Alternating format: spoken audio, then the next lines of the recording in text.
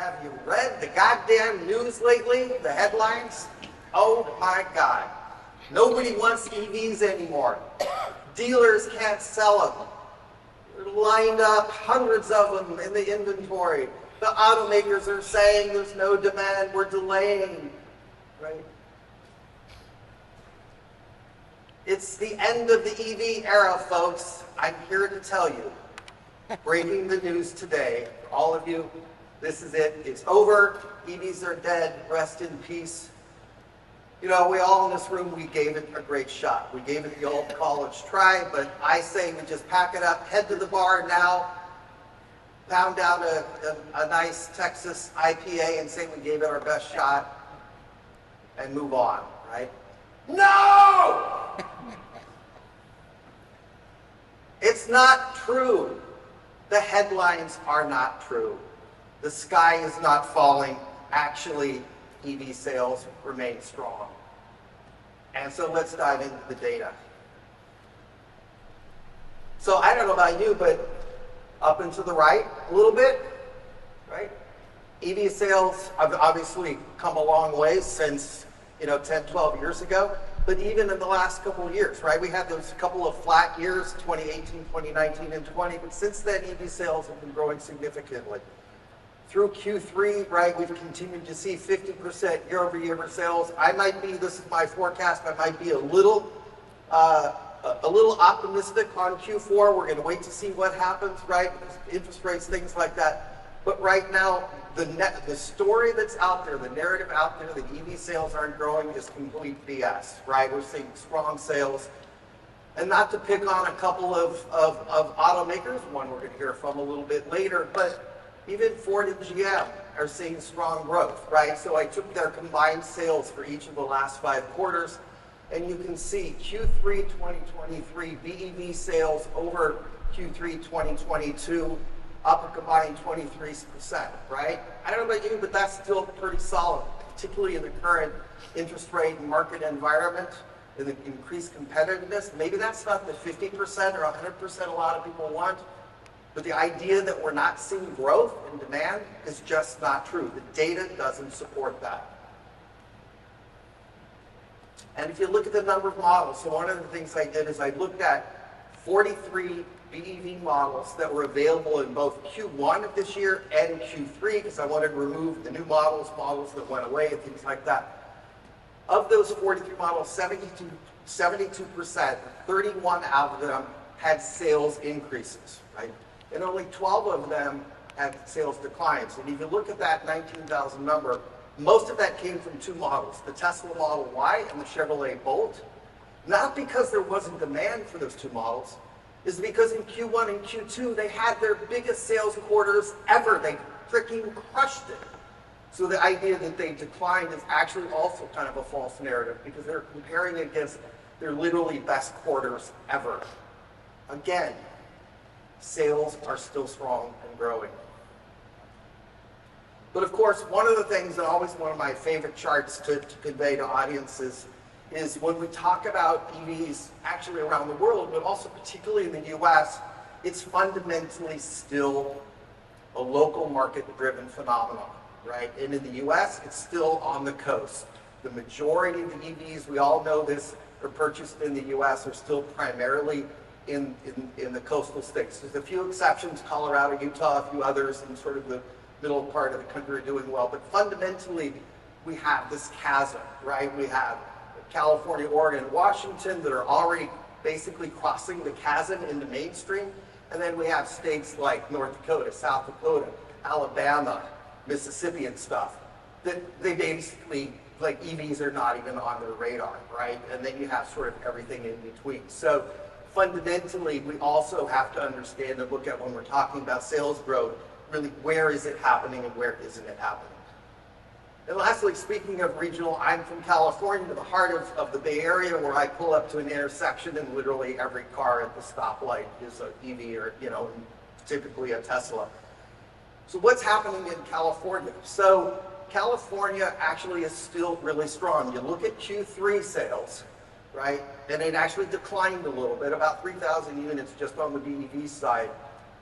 But look at it. Look how it's grown over the last year. And then in fact, even though it declined slightly in Q3, it's up like 13,000 units from 2 quarters ago. Again, really strong quarter. So in the narrative that's declining is false, right? It's incredible growth.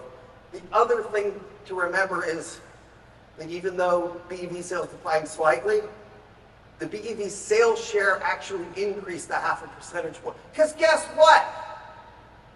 ICE vehicle sales had a bigger decline. So who's having the demand problem? BEVs? Maybe it's actually ICE vehicles, at least in California.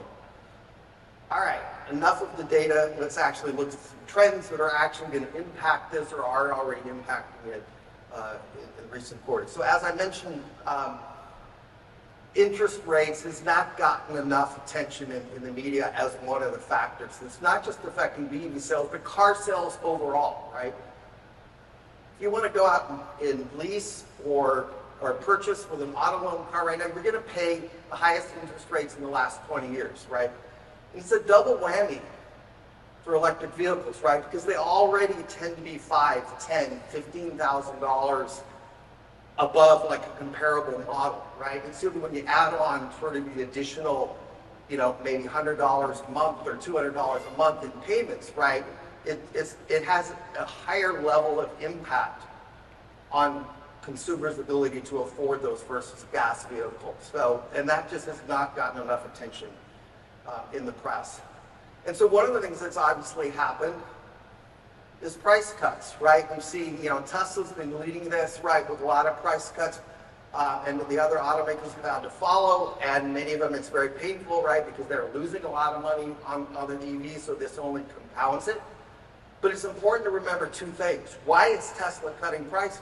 Well, one is they have this massive factory a few minutes from here, and one in Fremont, pumping out Model Ys and Model 3s, 2 factories for one market, right? They're producing so many, they actually have to match that with demand, right? And so because they're producing so many, obviously they might have to adjust the price. The other thing to remember is Chris Harder from Consumer Reports posted something on LinkedIn a couple days ago that's really important. We seem to forget that all the automakers, including Tesla, dramatically increased the prices on EVs over the last 12, 18 months, right? The Model 3 today is actually only $500 above what it was in 2019. And so we seem to forget with all this narrative about, we're cutting prices, is remember last year when you went to a dealer to get an EV and they said $10,000, $15,000, $20,000 dealer markup, right?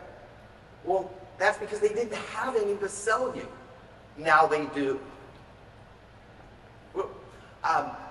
Probably my favorite chart that I want to share with you today is the other factor of impact on demand. So you look at, this is actually both BEVs and plug-in hybrids, the number of models, right? We've gone from 14 years ago to almost 100 today. We'll be at 100 in a couple of months.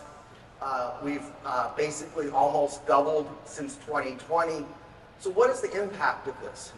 So the positive impact, obviously, is that consumers have greater choice.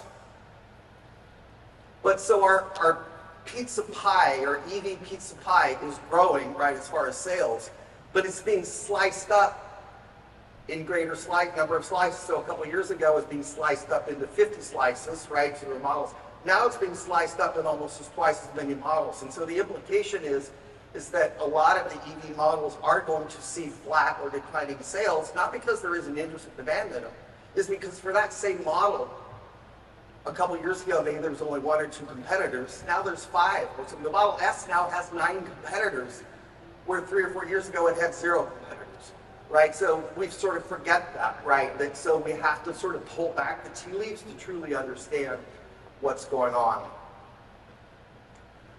The other thing is, obviously, is we're seeing a bifurcation in the market among automakers, right?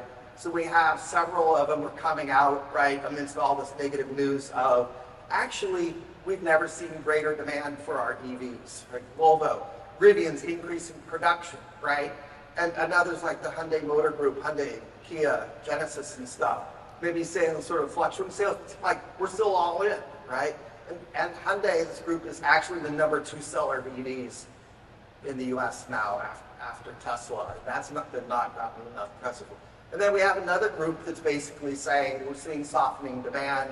It's really hard to sell these and stuff. And the implication and the challenge here is as more and more companies come into the market, Lucid gears up, and Rivian and Fisker and VinFast and a lot of the other, and Polestar, a lot of these other newcomers who don't have sort of these legacy challenges, they're all in, right?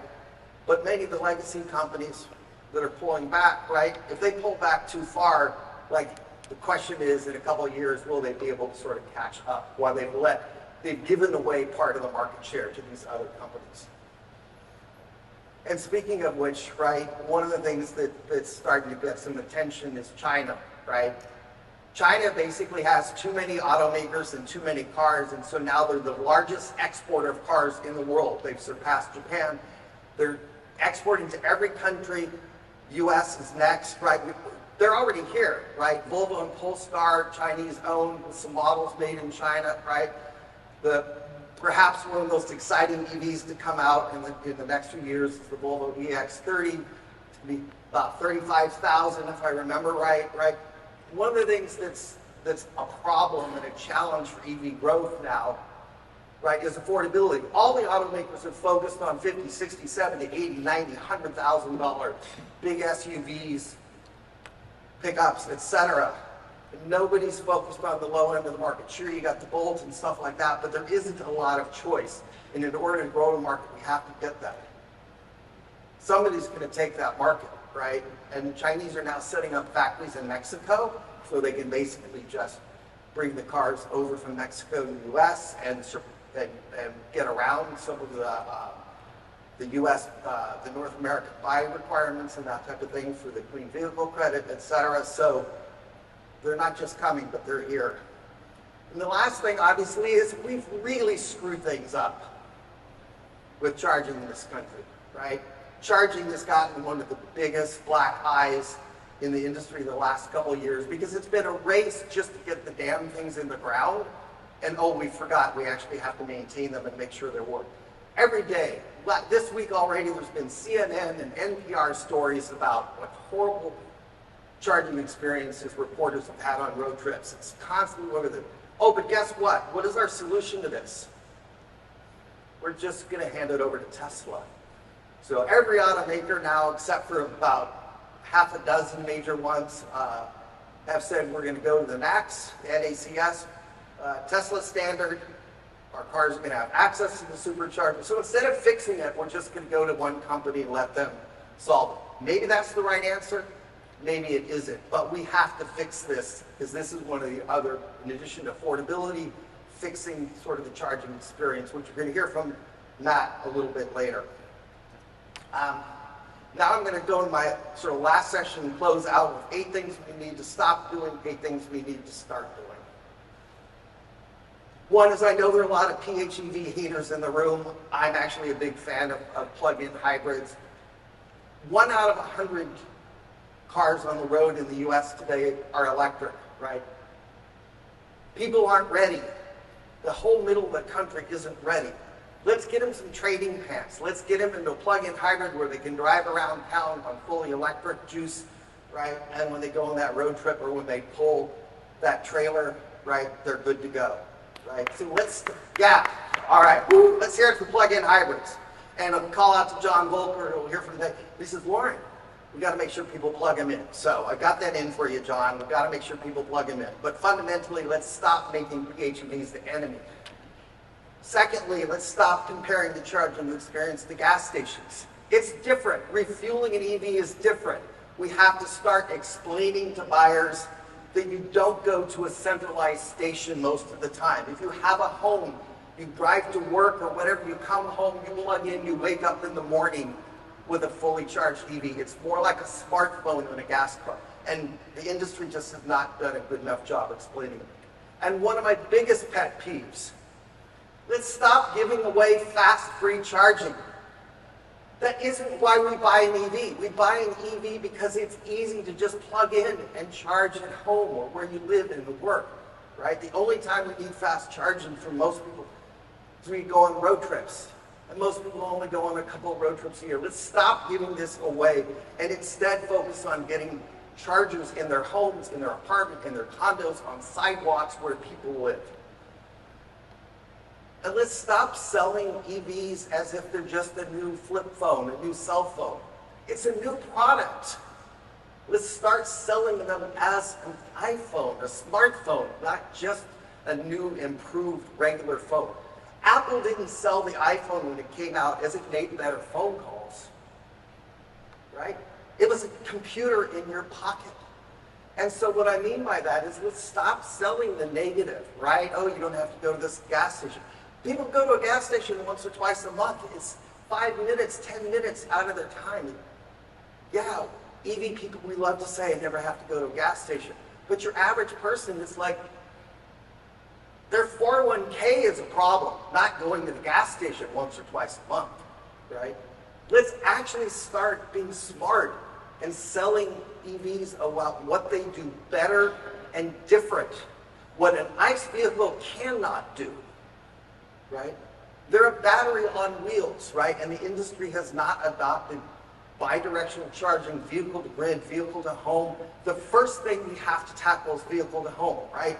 And the opportunity to tap into the battery for worksite, the charging and the tailgating, and backing up your house when the power goes out, right?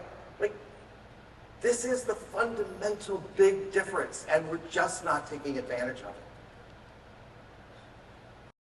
Did you know that Norway sells way more electric cars per capita than the US? Norway.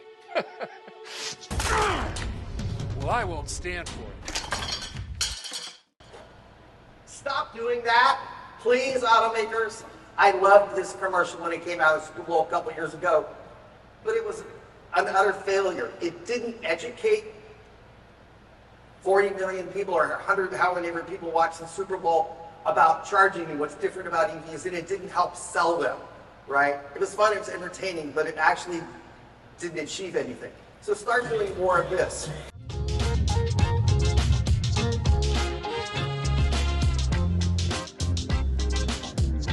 There you are.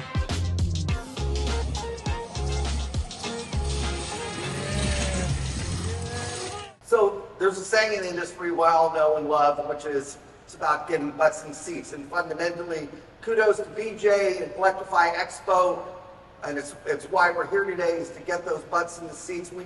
We've got to get people over their fear of EVs as this thing that only weirdos in California drive, right? We've got to get people to experience that power. They're fun. They're better than a gas car. Like, you want one of these things. Go out and drive it and experience. Most people have never been in an EV, so all they do is they read Fox News or whatever it is, and they hear all this. Like, but once somebody gets behind the wheel, they're like, holy shit, this is amazing, right? But then we have to educate them on the difference in refueling, because fundamentally the charging experience is where we're failing and where we haven't actually educated, because that's really the difference between the cars. And we're going to hear more about that from Matt and John and Austin Energy a little bit later. The other thing is again, if you go back to that map I showed, high demand for EVs in California, Oregon, Washington, New York, Maryland, etc., right? It's not a national audience. Let's stop doing these big, stupid, glorified ads on national TV, etc., and do targeted marketing, right? People go here, right? They raise their hand. They say, I'm interested in EV. Then let's use digital and targeted marketing afterwards. People will raise their hand. Tesla, remember the old saying? Tesla fans, boys and girls, love to say that Tesla didn't have to advertise, doesn't advertise. Well, guess what? Now they're advertising on Google AdWords, right? Everybody should be doing this because people are searching. That's how they look for cars, right? They search. This is where we should be spending our money, being targeted marketing. Lastly, as I mentioned, right, BEV only is not going to solve our problem. We have to stop as an industry just selling BEVs, and we have to have a total multimodal solution. We have to sell BEVs, plug-in hybrids, even, dare I say it, regular hybrids, anything that gets those people out of regular gas and reducing carbon emissions. Walking, biking, outside, let's take advantage of those e-bikes and scooters, public transit, etc. Again, folks, today about 1 out of 100 vehicles in America on the road are electric. My forecast is 2030, 11. That means that about 90% of the vehicles, 275 million gas-powered vehicles, will still be on the road. All of this effort that we're doing, this great effort doing, is only going to scratch a tiny little bit of reducing the emissions, right? So folks, we need to think differently. Yes, we're all in on BEVs and transition and stuff, but we have to think well beyond that. So folks, this is our moonshot. Let's make it happen. Thank you.